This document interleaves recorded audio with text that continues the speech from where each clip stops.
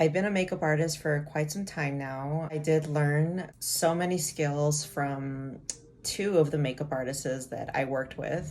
And it helps that I've learned so many skills because I was able to just work on three movies this year, starting from August all the way until now, actually. The first one in August, I worked on the second part of the third part of Defiant Ones. It was actually right after that movie that I worked on another film called Don't Trip. And I also did, for the first time ever, glamour makeup. I remember just being in the bathroom and an extra had her own makeup palette. And so she told me and the actress that we were able to use her palette. And she saved the day because I did not think about bringing any glamour makeup. So I had to just step in and make it up on the spot. I was also asked to be the costume artist.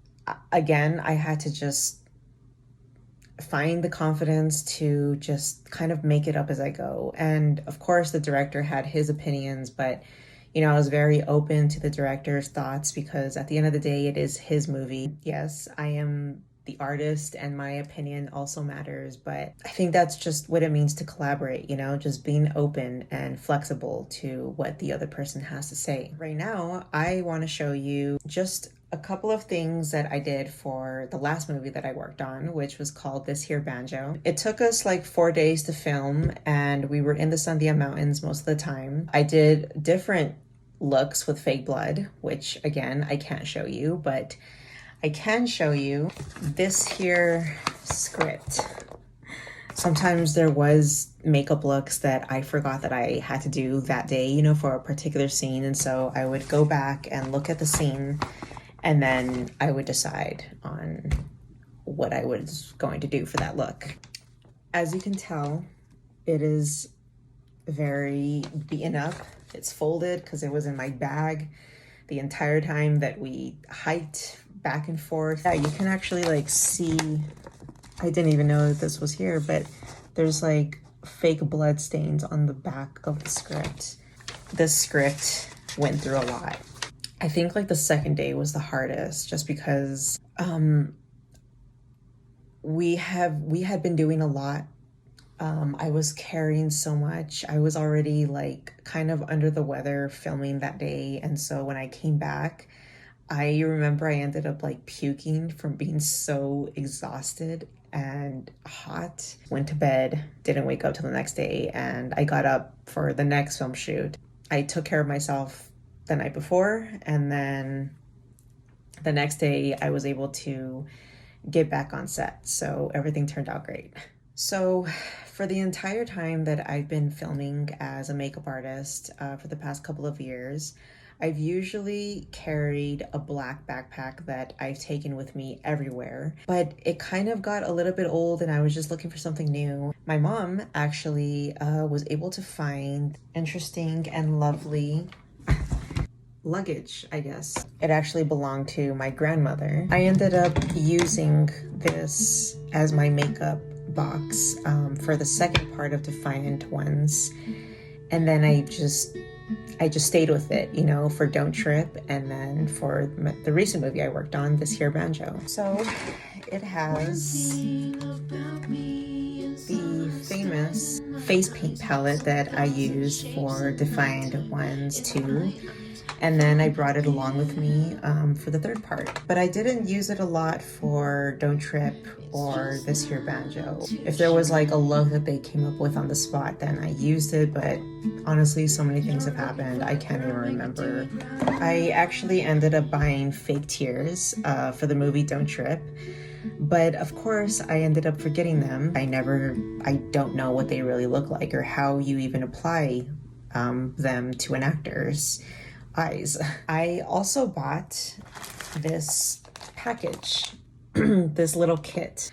I was gonna do a bullet hole on one of the actors, but I couldn't after all because the location that the director found, there were many restrictions to it and they didn't allow us to do that kind of makeup look, which was crazy because the location that the director and the actors filmed on was actually one of the locations that was used in Breaking Bad. To think that they didn't allow us to do one little bullet hole, one little innocent bullet hole, is mind-blowing. I wanted to open this up for the first time. Everything that is in this kit. I have this little sponge, which is pretty cool because I know that I can use this for a lot of looks that have like texture. It says stage blood, sticky blood.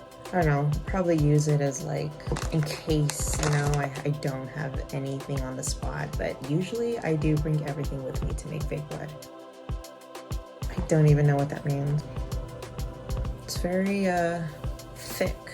It's a little face paint palette, little miniature one. This is scar wax. You use this little tool to scoop out the wax, and then you kind of just mold it on the actor's skin, and then you use face paint to, you know, create the actual like color distortion to the wound. I also learned about this back in 23 when I was an assistant makeup artist, and I watched the makeup artist create a gunshot wound. I'm pretty sure I would know how to do it now, but again, that was like the last time I ever saw that kind of makeup on set. One time they wanted me to do a gunshot wound on the chest right here, but I did not have scar wax or anything, so I kind of just made it up. I used fake blood and face paint, and I created a gunshot wound. And it came out decent, you know, for not having scar wax. But that's really what, you know, being an artist is all about, is just, again, making it up as you go, having all my doing all my drawings, and even doing live drawing at a vendor has really given me the confidence to just do it. I will tell you that it does take a lot of courage, but you know, it didn't just happen overnight. I definitely had to go through a lot with myself. It's so mind-blowing that I even have ended up in this place that I am with myself now as an artist. I would have never pictured myself doing makeup for movies, but I mean, I guess it makes sense because I do love to draw and paint, and I love movies. So it all just came together as one big opportunity for me. So yeah, I'll see you next time on my life as an artist.